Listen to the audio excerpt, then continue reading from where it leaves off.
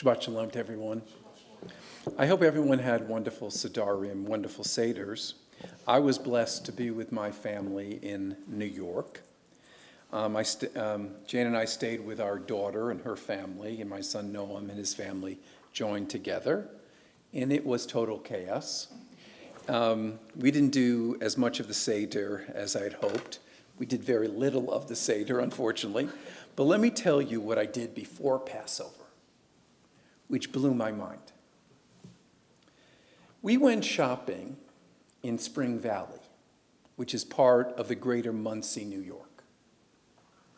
Now, Monsey is a major center of Orthodox Judaism in the United States, and along with other cities such as Kiryat Yoel, Spring Valley, and New Square.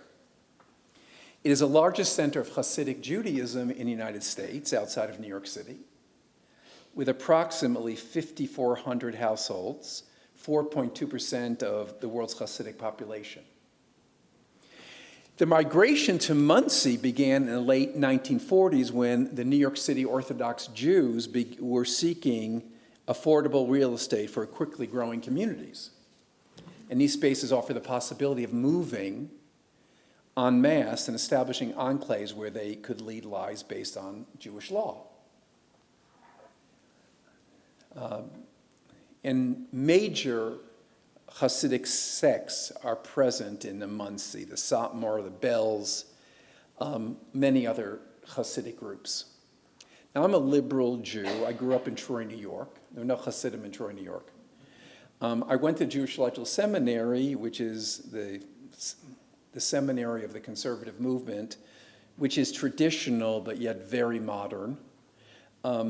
And these people from the Monsey community are not within my Jewish experience. I mean, look, I've walked through Williamsburg, and I've been in various parts of Israel and Jerusalem, but in terms of they're not really my experience. They're not people that I understand, which will get to be my point. So the Sunday before, for the Seder, we went to one of the kosher supermarkets called Bingo's. I have no idea with a name. There was another one called Evergreens. But Bingo is one of the major kosher supermarkets. It's not quite a Jewish Costco, but it's very large. And here is what happened. We drive up, me, my daughter Leora, who's a Reform rabbi as I am, and Jane, who has a master's degree in Jewish education from the Hebrew College. And we were dressed casually. I'm wearing a polo shirt and blue jeans. I wasn't wearing a kippah. That's not my normal custom in the outside world. Jane is wearing a blue jeans and a jean jacket. Leora was dressed just as informally, but I don't remember what it was. And we get out of our cars. Only ultra-Orthodox Jews from Monsey. And I don't want to describe them. It's hard to describe them. I did not know their clothing enough to differentiate between the different groups. There are multiple different groups there. I just don't have the visual expertise to determine that. Every car is a minivan to transport their large families. It seems to me they need a bus. And I don't mean that I'm in no way trying to make fun of anybody, but these people have incredibly large families. We walk into the store, and it was amazing. Every possible kosher Passover food or product. Very inexpensive ritual items, such as a Seder plate or matzah cover. I even bought my grandson a little kittle. Okay, but that's a whole other topic. Well, I don't want to get into what a kittle is, but some of you know what it is. Okay, so lettuce are in these closed packages that certify that they don't have bugs in it, which has become an issue in the Orthodox world. I don't eat meat. My family doesn't, but the selection of kosher meat was extraordinary. The food was a little pricey. And I couldn't figure out how these people pay for this food. What do they do for a living? Where do they live? But most importantly, I noticed how people interacted with us. The ultra-Orthodox did not look at us. They didn't look at us. I can't describe it. It wasn't, they didn't walk by us with disdain. It was as if we didn't exist, it's a weird experience to have that, to feel that. Now, who are these people? There were some traditional Orthodox, non-Hasidic Jews who engaged us a little bit, just a very little bit. Again, no one was impolite. People were intense about shopping, and we brought a lot of stuff, and when we were checking out, we apologized to a woman who was behind us because our order was so big. And she said in a Yiddish accent, "Don't worry," because there are some groups there who their main language is Yiddish. And there's a lot of stuff, especially, there were some products that were in Yiddish. I don't know Yiddish, so I didn't know exactly what was going on. And so I was hungry for more. What is this community like? So I saw a bunch of the newspapers that you get when you walk out of a supermarket. They had their own version. One of them was a newspaper in Yiddish. That wasn't going to help me. But I grabbed this. Mifaser. This is, and trust me, I did a critical reading on it, you'll see. Which is one of their newspapers, their pre-Passover newspaper.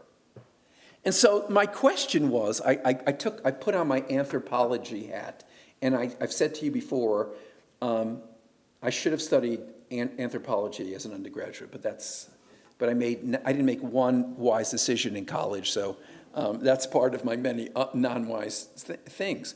So you go through this thing, and I skipped the articles about Torah, because there's a lot of Torah, a lot of rabbis giving their comments about Passover. I skipped articles about important rabbis who they're honoring, which is very important in this community. And I skipped all the various charities who are raising money. But I wanted to share with you some of these things to raise the question, what's going on in this community? What are the issues? Some of them will blow your mind. I'll give you the first one. Page 4. Here it is. Join the movement, and they have global movement. Stop the talking in shul. Shul in synagogue. The word Pesach means Peshach, the mouth that speaks, from the Maharal.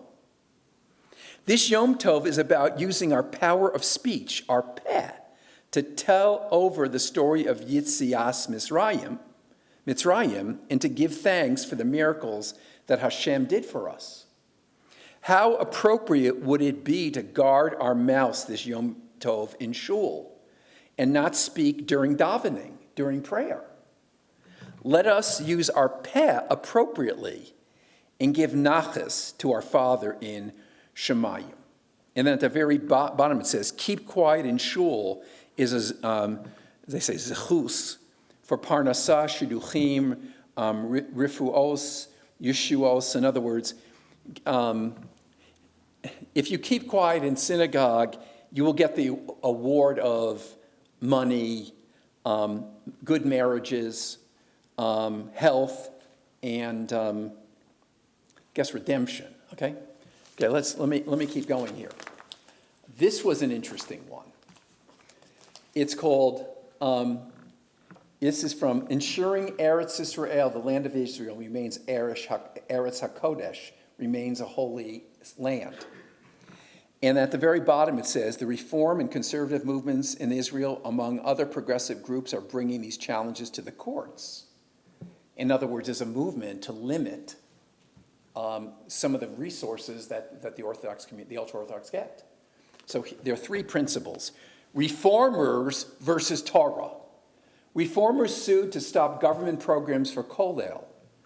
So in other words, for people to study, Result, the court stopped the funds. Reformers versus Kedusha.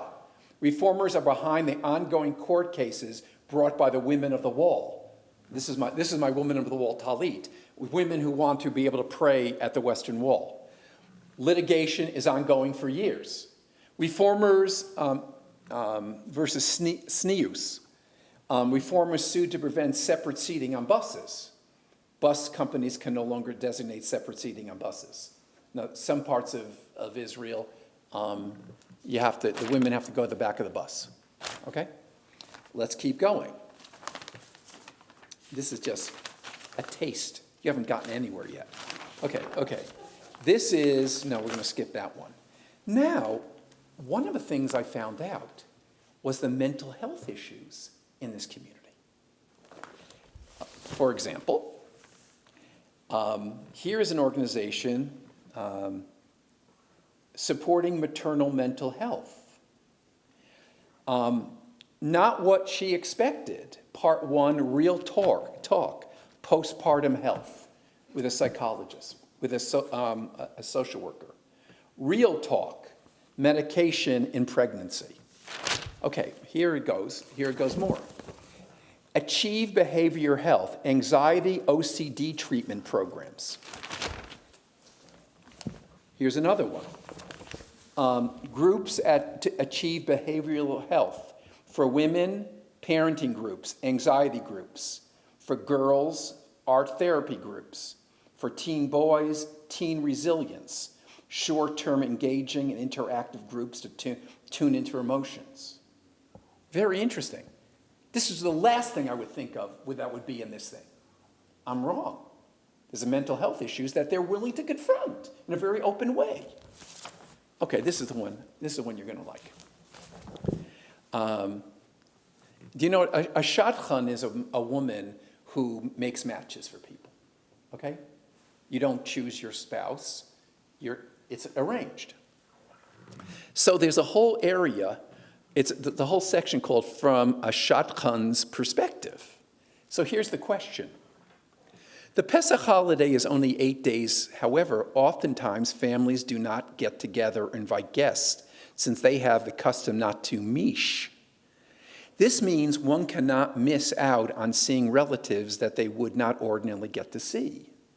Not to mention a drastic minhag change can be very overwhelming for a new kala, a new bride.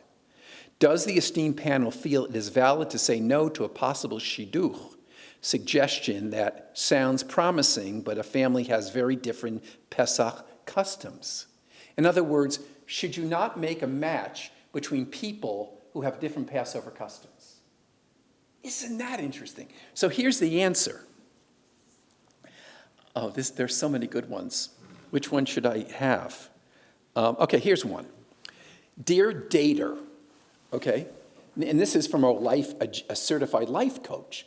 The Hasidic community have life coaches? Dear dater, blending families is always a difficult task. Shana Rishonah is about our finding a medium between how you and your spouse grew up. A first year, Passover is supposed to be, the month of Nisan is a new year. I don't want to get into that. Figuring out a way to blend backgrounds and still feel that you're maintaining the comforts of home. Pesach minhagim, customs, is part of a blending process and requires real thought. You have to be honest with yourself and determine how much differences of customs will bother you. This is personal decision and should not be based on society. Your neighbors will not be stuck peeling tomatoes on Pesach. I have no idea what that means.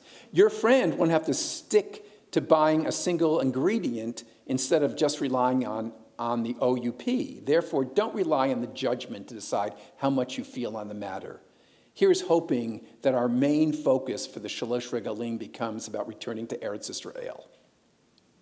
So, in other words, don't over-worry about your customs. And there's a discussion. But can you imagine, well, my family has this Passover custom, your family has that, we're not going to marry? Okay, I'm not done yet. I just want a couple of more that really kind of interest me. Oh, okay. This is great. One of the things you do on Passover is you clean out your car of leaven, of chametz.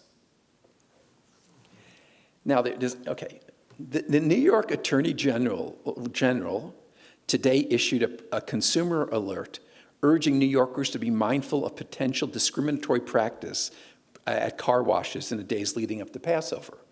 In previous years, there have been reports of car wash businesses in predominantly Orthodox Jewish communities in New York City raising prices by as much as 50% for Jewish customers seeking cleaning services close to Passover. So price gouging relating to cleaning your car.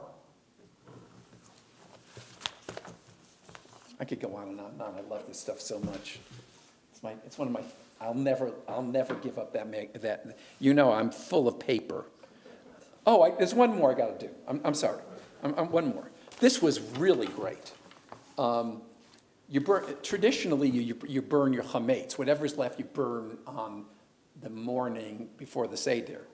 And here, in town of Ramapo, where this is all taking place, there are 5 park locations where you are to bring your chametz to be burned because they're worried that you're going to start a fire. I think the New Reform Temple should do that. Okay. So here's the deal.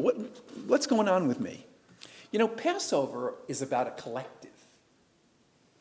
It's about the people of Israel leaving Egypt. It's about multiple families sitting around together eating the Paschal lamb. It's about the people of Israel crossing the sea. And we know that it's a beautiful part. I mean, you got to listen to the language here. It says, Avadim Hayinu. It says, we were slaves to Pharaoh in Egypt, and Adonai freed us from Egypt with a mighty hand and outstretched arm. In other words, we didn't go out as individuals. We went out as a group. And the whole Jewish experience is group. We. Now, friends, I worry about our people. Mordechai Kaplan said it so clearly, we are a people with a religion. Our group experience is what unites us. Very little in Judaism is done alone. We cannot even experience the fullness of God's presence without a minyan, without 10. And that's why the experience of worshiping in the sanctuary is a different spiritual experience than worshiping on Facebook. Let's face it. And here is my dilemma. It's my dilemma. And whatever your dilemma is, that's fine. I'm going to tell you my dilemma. I don't know these people in the supermarket, and it bothers me. I don't know fully how they think. Okay, I'm looking at their magazine and getting a little sense of it, or what their priorities are, or the full extent of their stringencies, how they live their Jewish life. And they wouldn't even look at me because I scared them. They come to Muncie to get away from me. How sad is that? And I'm looking at them like they are circus animals, and they're doing the same towards me. How good can that be? That can't be good for what Judaism is about. Now, I'm not saying that we Jews have always been a big, happy family. We never have been. But we Jews have a purpose to redeem the world. And unless we know each other, that mission's impossible. Really, the purpose of read the liturgy, read the Haggadah, read anything. The purpose of the Jewish people is to redeem the world. You can't do it when we're fighting with each other. That is the Egypt that I think we need to leave. The Egypt of insularity. The Egypt of smugness. I am certain that 600,000 Hebrews who left Egypt were a bickering bunch. And I have no doubt that one group didn't speak to another group. But for a moment, as they left Egypt, they were united. For a moment.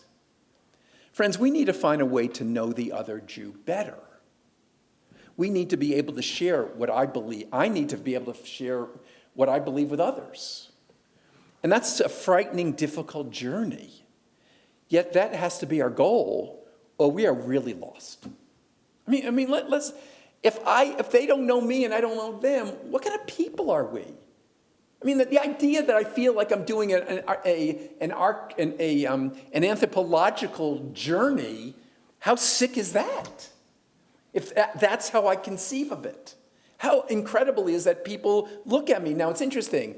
No one looked at me except the kids. Some of the little Hasidic kids looked at me, baffled. Who the hell is this guy? Avadim hayinu. We, not I, were slaves in Pharaoh in Egypt. Adonai freed us, not me, from Egypt, with a mighty hand and outstretched arm. Boy, we need to work seriously towards understanding and recovering the we. Shabbat shalom.